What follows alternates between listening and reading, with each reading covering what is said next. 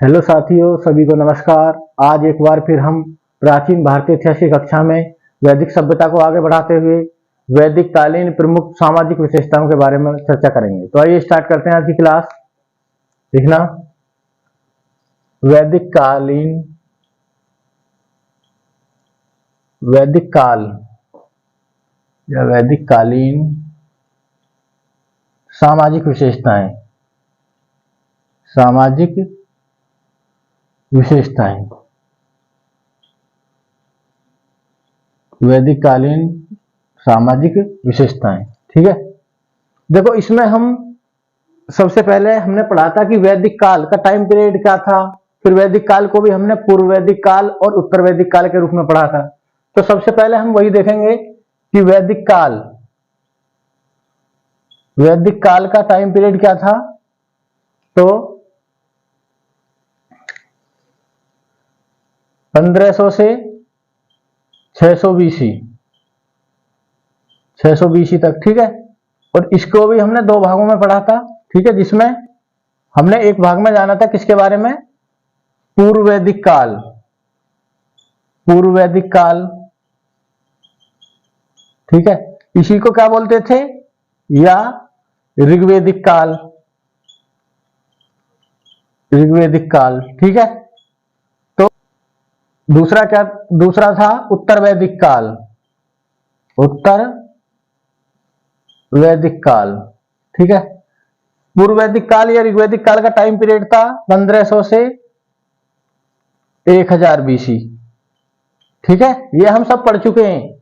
और उत्तर वैदिक काल का 1000 से 600 बीसी ईसा पूर्व। ठीक है, ये सभी हमने जाना था पिछली कक्षाओं में। तो जब हम सामाजिक विशेषताओं की चर्चा करेंगे तो हम जिस भी टॉपिक को, जिस भी मुद्दे को लेंगे उसमें हम पहले देखेंगे कि ऋग्वैदिक काल में क्या स्थिति थी या पूर्व वैदिक काल में। फिर देखेंगे तुलनात्मक रूप से उत्तर वैदिक काल में क्या परिवर्तन आया। तो जिन बिंदुओं पर हम समाज में चर्चा करेंगे सामाजिक विशेषताओं में, सामाजिक विशेषताओं में, तो उसमें रहेंगे प्रमुख रूप से परिवार व समाज। ठीक है ना, नंबर 1 परिवार व समाज की चर्चा करेंगे। ठीक है ना, कि परिवार की क्या स्थिति थी, एकल समाज था या संयुक्त समाज था, संयुक्त परिवार था। समाज में देखेंगे कि पितृसत्तात्मक था या मातृसत्तात्मक था। दूसरा देखेंगे हम वर्ण व्यवस्था की क्या स्थिति थी, वर्ण व्यवस्था। ठीक है, इसी में नंबर 3 देखेंगे हम स्त्रियों की स्थिति या स्त्रियों की दशा, महिलाओं की क्या स्थिति थी। ये किसी भी समाज के मूल्यांकन का सबसे क्या होता, महत्वपूर्ण बिंदु होता, महिलाओं की स्थिति क्या थी। नंबर 4 फिर हम देखेंगे खान पान, किस प्रकार का भोजन लेते थे। इसी में हम फिर चर्चा करेंगे वेशभूषा की, वेशभूषा, वस्त्र या आभूषण कैसे पहनते थे वो। ठीक है, फिर देखेंगे हम मनोरंजन के साधन, क्या देखेंगे, मनोरंजन के साधन। ठीक है, तो इन 6 बिंदुओं पर हम चर्चा करेंगे जिससे हमें पूर्व वैदिक काल और उत्तर वैदिक काल की सामाजिक विशेषताओं की क्या मिलेगी, जानकारी मिलेगी। ठीक है ना, हम पहले देखेंगे कि पूर्व वैदिक काल में क्या स्थिति थी, फिर देखेंगे हम उत्तर वैदिक काल में क्या परिवर्तन आए। ठीक है, तो परिवार व समाज के बारे में पढ़ेंगे, वर्ण व्यवस्था के बारे में पढ़ेंगे, स्त्रियों की दशा, महिलाओं की क्या दशा है, खान पान देखेंगे, वेशभूषा देखेंगे, मनोरंजन देखेंगे। इससे हमें वैदिक काल के किसी समाज का ज्ञान होगा। ठीक है, तो पहले आप इसका स्क्रीनशॉट लें, फिर हम देखते हैं एक एक बिंदु को हम लेके चलते हैं। ठीक है, स्क्रीनशॉट लें इसका।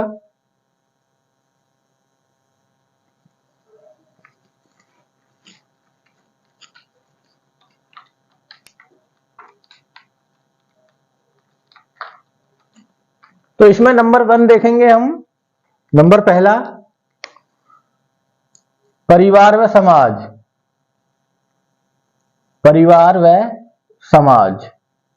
ठीक है, पहला हेडिंग हमारा। ठीक है, जो हम परिवार की बात करेंगे तो आप आंसर दोगे, और पहले हम किसमें देखेंगे, पहले देखेंगे हम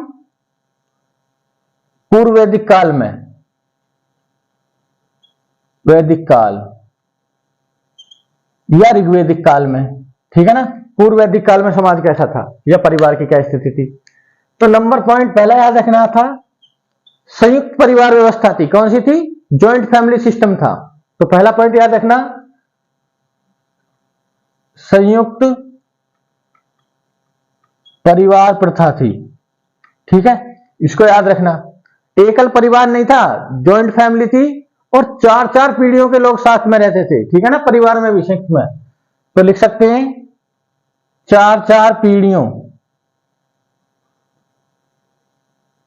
चार चार पीढ़ियों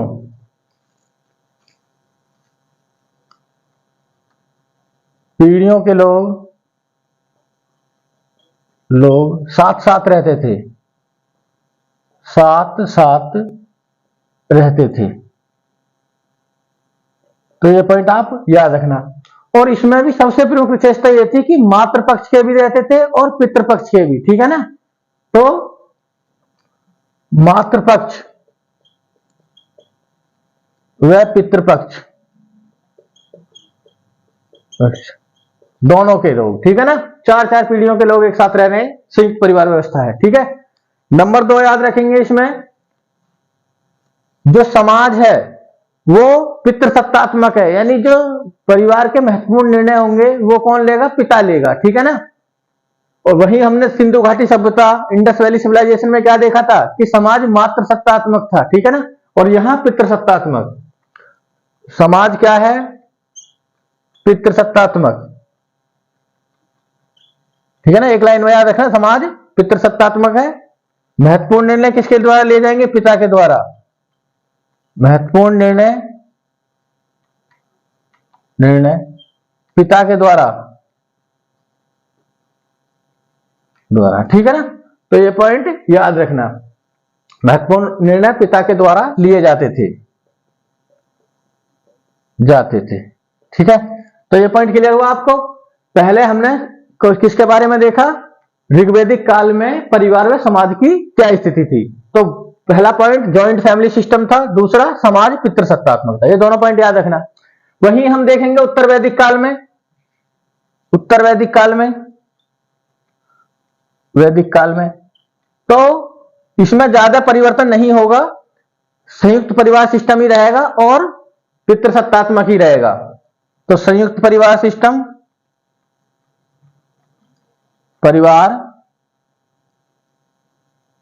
संयुक्त परिवार प्रथा ही रहेगी। और इसमें याद रखना, अब हालांकि चार चार पीढ़ी के लोग नहीं रहेंगे, लगभग दो दो पीढ़ी के लोग एक साथ रहेंगे। ठीक है ना, तो दो दो पीढ़ी के लोग साथ साथ। ठीक है ना, हल्का मामूली सा अंतर आएगा।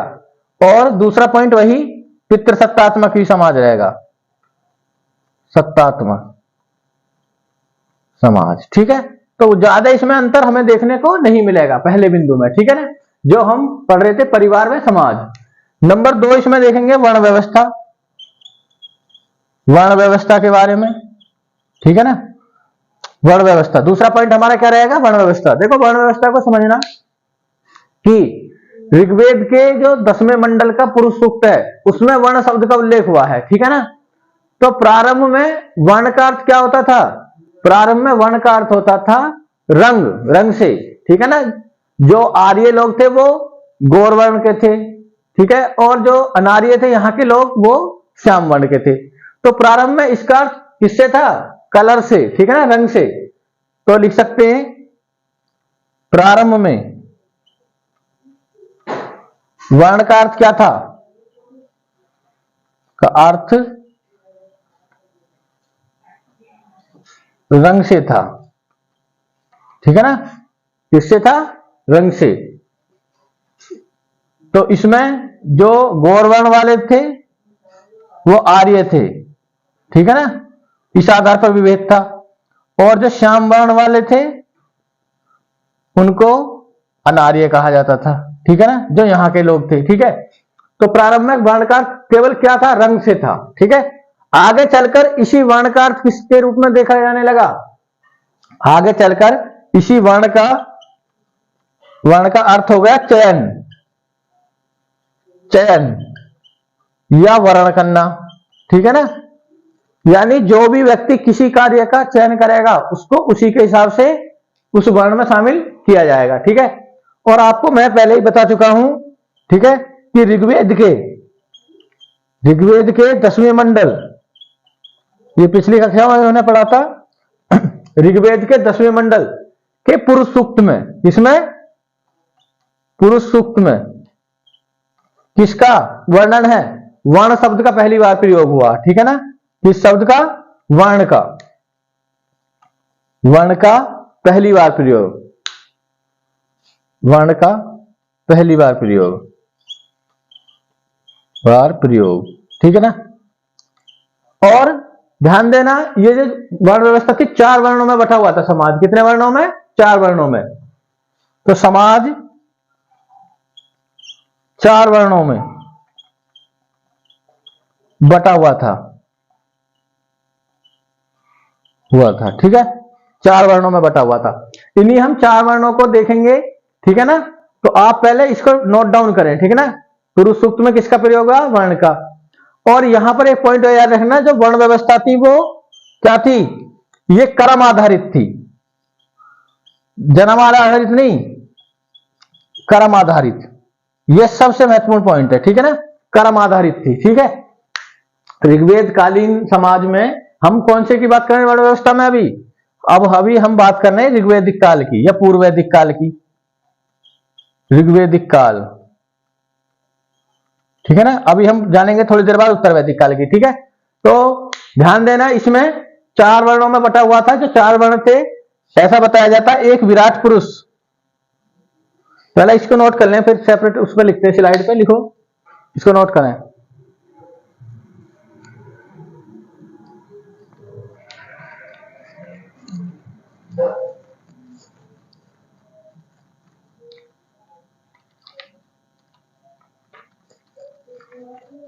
तो ऋग्वैदिक कालीन समाज में वर्ण व्यवस्था किसके आधार पर थी? कर्म के आधार पर। वहीं उत्तर वैदिक काल और सूत्र साहित्य काल में ये जन्म पर आधारित होगी। ठीक है ना, तो ऐसा बताया जाता है कि वर्ण 4 वर्णों में था समाज, 4 वर्ण, ठीक है, जिसमें एक विराट पुरुष या ब्रह्मा, ठीक है ना, के सिर से कौन? सिर से ब्राह्मण, ये सिर से पैदा माने गए। दूसरा क्षत्रिय, इनका काम क्या होता था? युद्ध वगैरह में भाग लेना। तो ये भुजा से, ठीक है। और जो वैश्य थे, उनका काम कृषि और व्यापार था।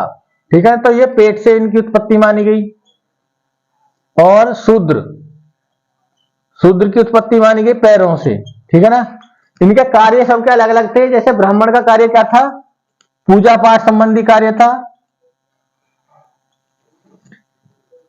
ठीक है, क्षत्रिय युद्ध में भाग लेते थे, है ना, सिक्योरिटी के रूप में। और वैश्य व्यापार व कृषि का काम करते थे। ठीक है, और शूद्र जो ऊपर के जो तीनों वर्ण हैं, उनके क्या करते थे? सेवा। तीनों वर्णों की सेवा करना, वो लोग क्या थे? शूद्र। इसीलिए इनको पैरों से उत्पन्न माना गया। ठीक है, तो ये 4 वर्ण व्यवस्था थी। ठीक है, परंतु सबसे प्रमुख विशेषता यही थी कि ऋग्वैदिक काल में क्या थे? कर्म के आधार पर था। अब वहीं उत्तर वैदिक काल में हम देखेंगे, उत्तर वैदिक काल में तो अब शूद्रों के साथ क्या करने जाने लगा? भेदभाव होने लगा था। ठीक है ना, शूद्रों के साथ क्या होने लगा? भेदभाव, सामाजिक व धार्मिक आधार पर। तो लिख सकते हैं, सामाजिक व धार्मिक आधार पर वर्णों में विभेद होने लगा। ठीक है ना, वर्णों में विभेद किया जाने लगा उत्तर वैदिक काल में। ठीक है ना, लगा। और वर्ण व्यवस्था किसके आधार पर हो गई? वर्ण व्यवस्था जन्म के आधार पर। यह इंपॉर्टेंट पॉइंट है, वहां कर्म के आधार पर थी। वहां जिसका जैसा कर्म रहेगा, अगर कोई क्षत्रिय के घर में पैदा हुआ और उसका काम पूजा पाठ करना है तो वो ब्राह्मण वर्ण में डाला जाएगा। और यहां पर जन्म कि अगर क्षत्रिय के घर है तो क्षत्रिय ही रहेगा, ठीक है। शूद्र के घर है तो शूद्र ही रहेगा, चाहे वो कितना ही पढ़ा लिखा हो, ठीक है। तो वर्ण व्यवस्था जन्म के आधार पर होगी, आधार पर, ठीक है। यह पॉइंट याद रखना। विभेद हमें देखने को मिला कि जैसे शूद्रों को उपनयन संस्कार नहीं होने लगा, शूद्रों का उपनयन संस्कार नहीं, उपनयन संस्कार नहीं, ठीक है ना। यह शिक्षा संबंधी संस्कार था, यानी उसको पढ़ने की इजाजत नहीं मिलती थी, ठीक है ना, अनुमति नहीं थी। इस उपनयन संस्कार का संबंध किससे है? संस्कार का संबंध किससे था? शिक्षा से। जो भी व्यक्ति शिक्षा प्राप्त करने जाता था उसका पहले क्या होता था, वो जनेऊ धारण करता था, उपनयन संस्कार किया जाता था, शिक्षा से था। तो ये पॉइंट आप याद रखना।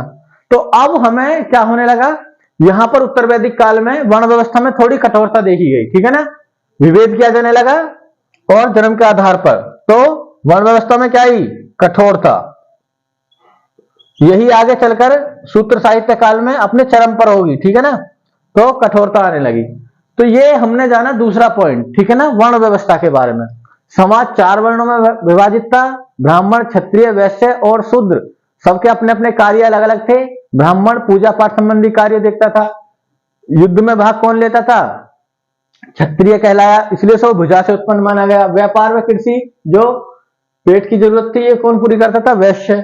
और शूद्र तीनों वर्णों की सेवा करता था। तो ऋग्वैदिक काल तक तो किसके आधार पर थी? कर्म के आधार पर। एक लाइन में ऋग्वैदिक काल या पूर्ववैदिक काल में कर्म, जैसा कर्म वैसा ही वर्ण।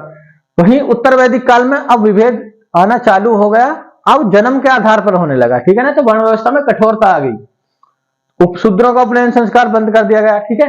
तो ये सभी पॉइंट आप याद रखना किसमें? वर्ण व्यवस्था में। इसको नोट करें, फिर हम पढ़ेंगे स्त्रियों या महिलाओं की दशा।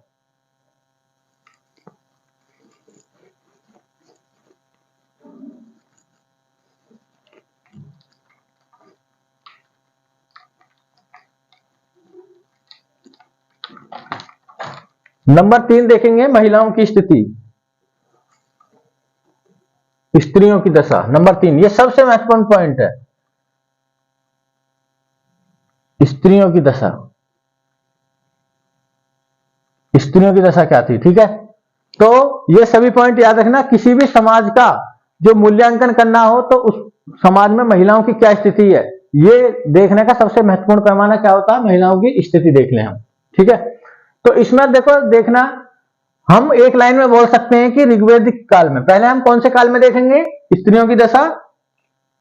पहले देखेंगे पूर्व वैदिक काल में, उसके बाद हम तुलना किससे करेंगे? उत्तर वैदिक काल से। तो पहले देखेंगे ऋग्वैदिक काल, ऋग्वैदिक काल, ऋग्वैदिक काल में, ठीक है ना, ऋग्वैदिक काल में। तो इसमें आप एक लाइन में बोल सकते हो कि महिलाओं की दशा क्या थी? सर्वश्रेष्ठ थी, सर्वश्रेष्ठ स्थिति में थी, सर्वश्रेष्ठ स्थिति, ठीक है ना। महिलाओं की क्या थी? सर्वश्रेष्ठ स्थिति थी। उन्हें समाज में क्या था? उच्च सम्मान प्राप्त था। अब हम इन कारणों को जानेंगे कि क्यों सर्वश्रेष्ठ हम कह सकते हैं, ठीक है ना। तो इसमें हम एक एक पॉइंट को नोट करेंगे। सबसे पहला पॉइंट याद रखना इसमें कि ऋग्वेद में महिलाओं के लिए एक शब्द यूज हुआ, जायदेशतम, अर्थात पत्नी ही घर है, ठीक है ना, इतना सम्मान था। तो ऋग्वेद में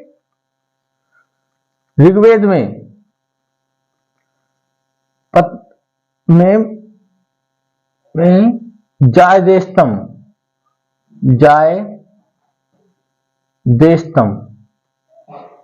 जायदेशतम, ठीक है ना, शब्द का प्रयोग, शब्द का प्रयोग, जिसका अर्थ क्या है?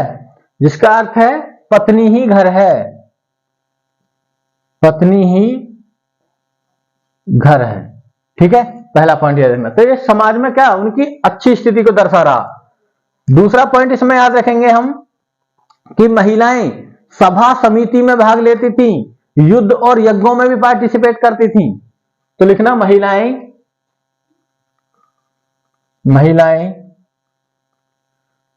सभा व समिति, ये राजनीतिक संस्थाएं थी जो मैं पढ़ा चुका हूं पिछली कक्षा में। ये राज्यसभा श्रेष्ठ जनों की और समिति आम जनों की थी। सभा व समिति में भाग लेती थी साथ ही साथ युद्ध व यज्ञों में भी भाग लेती थी, यज्ञों में भी भाग, ठीक है ना। तो महिलाएं सभा व समिति में भी पार्टिसिपेट करती थी, युद्ध व यज्ञ में भी। तो ये भी इनकी अच्छी स्थिति को दर्शा रहा, ठीक है। महिलाओं का क्या होता था? उपनयन संस्कार होता था, महिलाओं का उपनयन संस्कार होता था, ठीक है। पिता की संपत्ति में हिस्सा मिलता था। नेक्स्ट पॉइंट लिख सकते हो, पिता की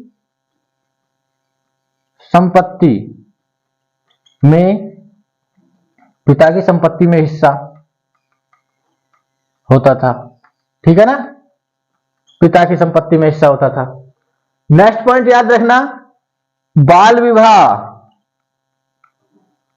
विवाह, ठीक है, प्रचलित नहीं था,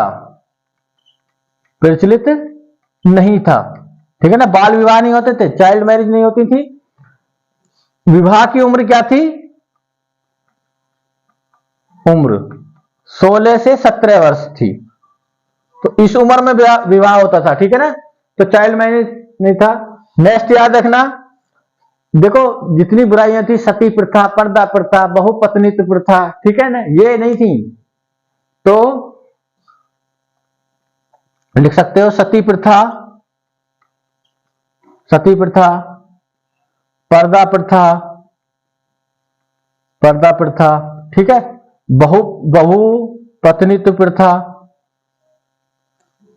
बहुपत्नीत्व प्रथा का अभाव था। क्या था? अभाव था, ठीक है ना। ये सब बुराइयां नहीं थी, ठीक है।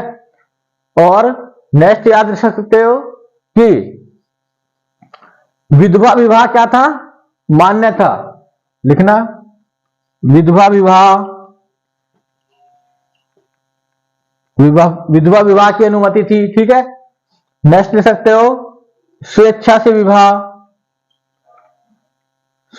विवाह एवं अंतरवर्णीय विवाह, एक वर्ण का दूसरे वर्ण में विवाह भी मान्य था। अंतरवर्णीय विवाह की अनुमति थी।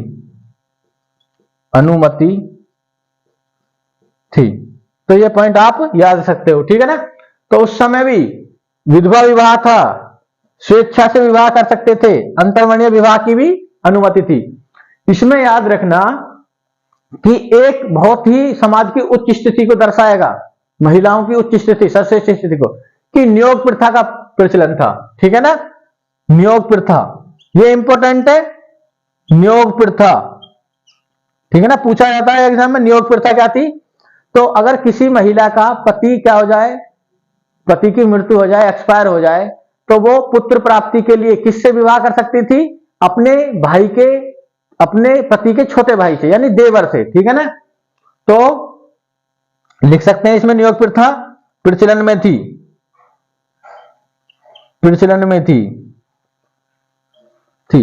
जिसमें क्या होता था?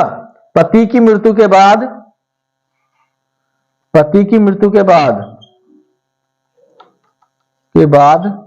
ठीक है ना, पति की मृत्यु के बाद पुत्र प्राप्ति हेतु किससे? पुत्र प्राप्ति हेतु देवर से विवाह मान्य, देवर से विवाह क्या था? मान्य था, ठीक है। तो ये पॉइंट आप याद रखना। और ऐसे पुत्र को क्या कहा जाता था? जो इस नियोग प्रथा से उत्पन्न होता था उसको कहा जाता क्षेत्रज। क्या कहा जाता था? क्षेत्रज। तो ये पॉइंट भी आप याद रखना, ठीक है ना। तो ये बहुत इंपॉर्टेंट है, नियोग प्रथा क्या थी, ठीक है ना। देवर से विवाह की प्रथा क्या थी? मान्य थी ऋग्वेद काल में, ठीक है। तो ये पॉइंट आपको याद रखना है। और ऋग्वेद काल में या पूर्व वैदिक काल में महिलाएं क्या थी, आजीवन अविवाहित भी रह सकती थी। ऐसी महिलाओं को अमाजु कहा जाता था, ठीक है ना। तो कुछ महिलाएं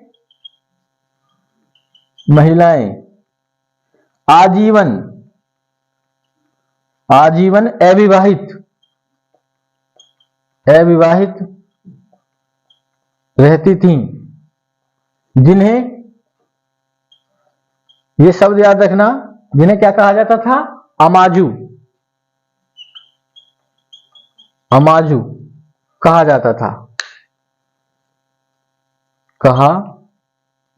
था, ठीक है ना। कुछ महिलाएं थी जिन्होंने शादी नहीं की थी। कुछ प्रमुख अमाजु कौन थी, जैसे अपाला, घोषा, सिक्ता, वेश्वरा।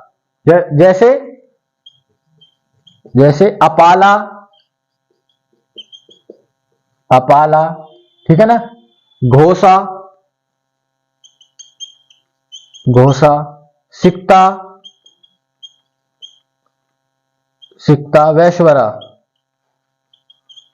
वेश्वरा आदि, ठीक है ना। इन्होंने क्या नहीं किया था, विवाह नहीं करा था। अपाला ने, घोषा ने, सिक्ता ने, वेश्वरा ने। तो हमने ऋग्वैदिक काल कुछ विदुषी महिलाओं के और नाम लिख सकते हो, ठीक है ना। ऋग्वैदिक काल की प्रमुख विदुषी महिलाएं कौन कौन सी थी, पूछ लिया जाता है। इनका संबंध उत्तर वैदिक काल से था या ऋग्वैदिक काल से। विदुषी महिलाएं इस काल की, तो याद रखना इस काल में विदुषी महिलाएं कौन कौन सी थी। तो चार तो नाम ये याद रखना, अपाला, घोषा, सिक्ता, वेश्वरा, ठीक है ना। और वेश्वरा, लोप मुद्रा, निवावरी आदि, ठीक है ना। ये क्या थी, ऋग्वेद काल की विदुषी महिलाएं थी। कौन से काल की, ऋग्वेदिक काल की। तो ये सभी पॉइंट है, आप याद रखना, ठीक है, जो महिलाओं की अच्छी स्थिति को दर्शाएंगे। ऋग्वेद में महिला के लिए जाय देशतम शब्द का प्रयोग, पत्नी ही घर है, सभा समिति, यज्ञ, युद्ध में भाग लेती थी, महिलाओं का उपनयन संस्कार होता था, पिता की संपत्ति में हिस्सा मिलता था, बाल विवाह का प्रचलन नहीं था। पूछा जाता, विवाह की उम्र 16 से 17 वर्ष थी, सती प्रथा, प्रदा प्रथा, बहुपत्रित प्रथा का अभाव था, विधवा विवाह, स्वेच्छा से विवाह, अंतर्वर्णीय विवाह की अनुमति थी, नियोग प्रथा प्रचलन में थी, यानी देवर से विवाह कर सकती थी पुत्र प्राप्ति के लिए। कुछ महिलाएं आजीवन अविवाहित रहती थी, जिन्हें अमाजु कहा जाता था। अपाला, घोषा, सिक्ता, वेश्वर, इन्होंने लोगों ने शादी नहीं की थी इन महिलाओं ने, ठीक है। कुछ और विदेशी महिलाएं अगर पूछी जाए, कभी कभी पूछ लिया जाता कि ये उत्तर वैदिक काल से संबंधित महिलाएं या पूर्व वैदिक काल से, जैसे गार्गी, मैत्री, कात्यायनी, वेदवरी, ये आएंगी उत्तर वैदिक काल की प्रमुख विदुषी महिलाएं। तो ये है ऋग्वैदिक काल की, ठीक है। तो इसको नोट करें, ये ऋग्वैदिक काल की है। फिर हम महिलाओं की स्थिति देखेंगे, स्त्रियों की दशा उत्तर वैदिक काल में। तो नोट करें पहले इसको।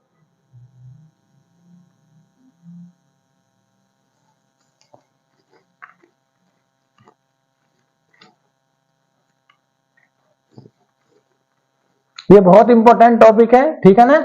इससे आप पीसीएस मेंस भी लिख सकते हो, ठीक है ना, इन्हीं सभी पॉइंट से। और फैक्ट तो इसमें है इंपॉर्टेंट, ठीक है। बहुत इंपॉर्टेंट क्लास है, अच्छे से याद करना, समझ विकसित होगी तो आपकी इससे, ठीक है ना। तो अब हम देखेंगे स्त्रियों की दशा इसी में, इसमें उत्तर वैदिक काल में, क्योंकि हम तुलनात्मक रूप से पढ़ रहे हैं उत्तर वैदिक काल, ठीक है। तो इसमें क्या होगी, सर्वश्रेष्ठ स्थिति में गिरावट देखी जाएगी। जो सर्वश्रेष्ठ स्थिति थी इसमें ऋग्वैदिक काल में, स्थिति में गिरावट, ठीक है ना। अब हम उन पॉइंटों को समझेंगे कि गिरावट क्यों महसूस की गई। तो लिखना, इसमें पहला पॉइंट देना कि बाल विवाह का प्रचलन हो गया,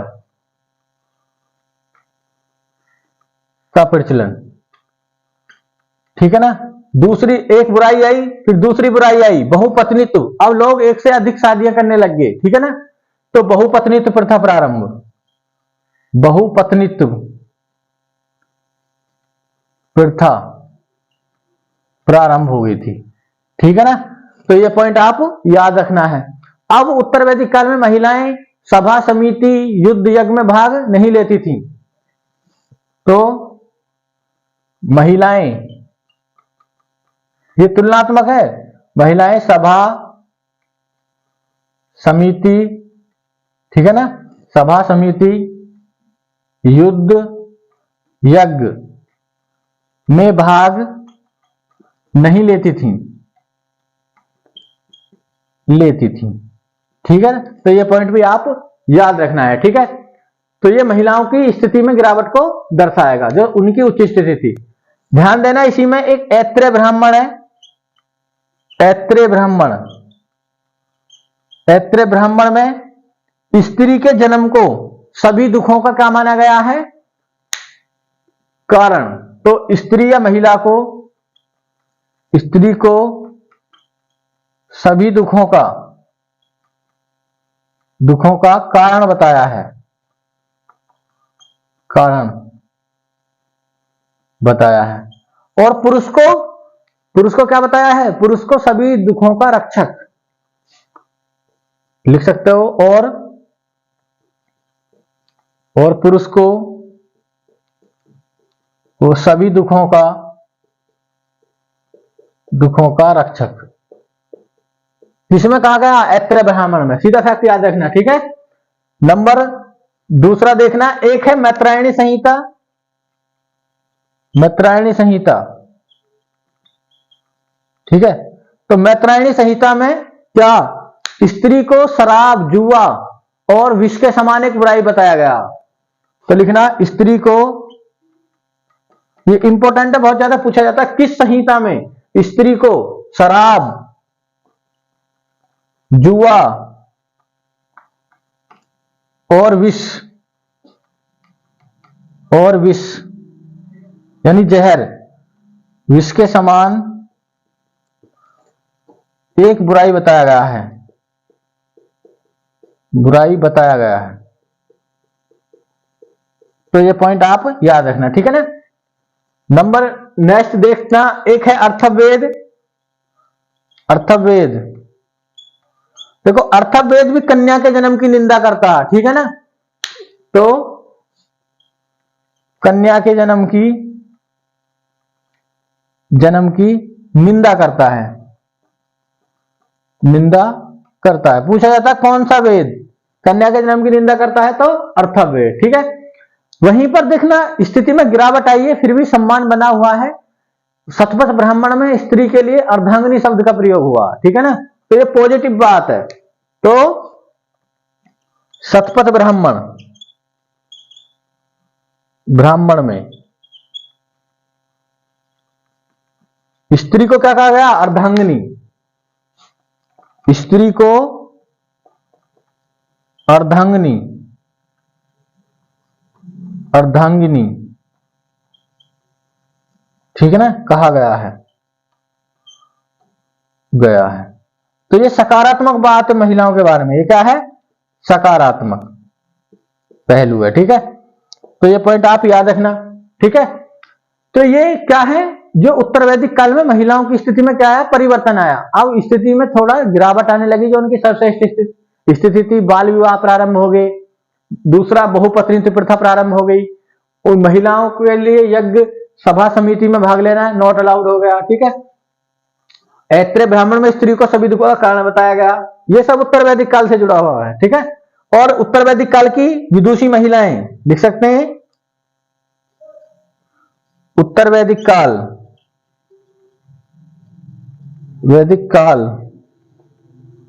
की ये विकल्प पहचानने को आ जाता विदुषी महिलाएं के उत्तर वैदिक काल से कौन संबंधित है और पूर्व वैदिक काल से। तो इसमें एक नाम याद रखना,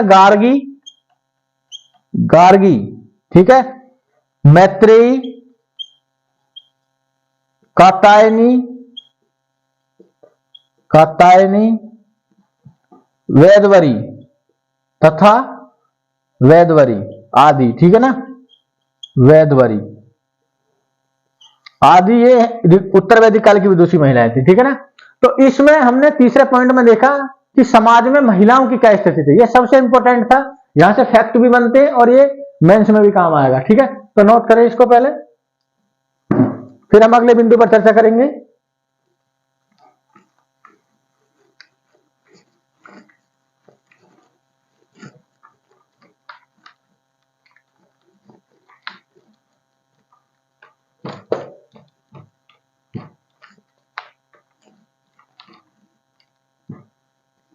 नंबर चौथा पॉइंट जो देखेंगे हम, इसमें देखेंगे नंबर 4, वो देखेंगे हम कि खान पान क्या था, खान पान। ठीक है, तो इसको हम उत्तर वैदिक काल और ऋग्वैदिक काल में ऐसे ही देख लेंगे। ठीक है ना, ज्यादा अलग अलग लिखने की जरूरत नहीं है कि लोग शाकाहारी व मांसाहारी थे, शाकाहारी भी भोजन लेते थे और मांसाहारी भी, मांस भी खाते थे, मांसाहारी। ठीक है ना, ये पॉइंट आप याद रखना। ठीक है ना, शाकाहारी भी थे और मांसाहारी थे, जो ये फैक्ट बनता।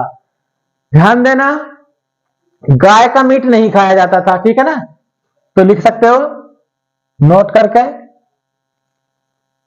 गाय का मांस, जिसको आजकल क्या बोलते हैं, बीफ, बीफ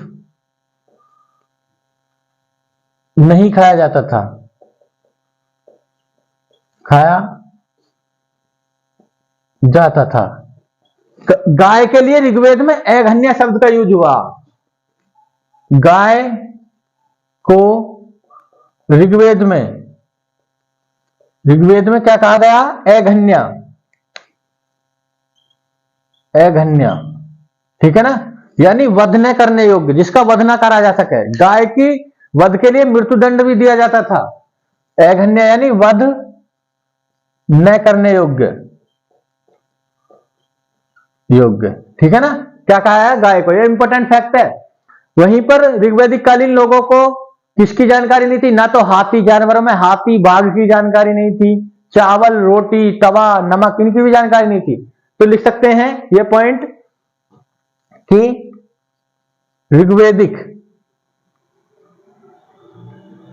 ऋग्वैदिक कालीन लोगों को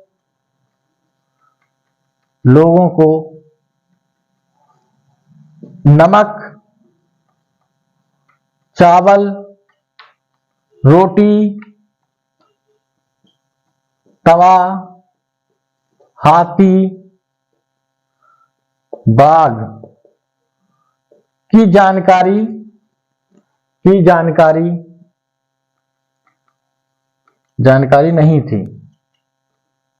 नहीं थी। ठीक है ना, फिर उत्तर वैदिक कालीन लोगों को इन सब की जानकारी होगी थी। ठीक है ना, तो लिख सकते हैं उत्तर वैदिक कालीन लोगों को उपयुक्त, जो ऊपर है ये उपयुक्त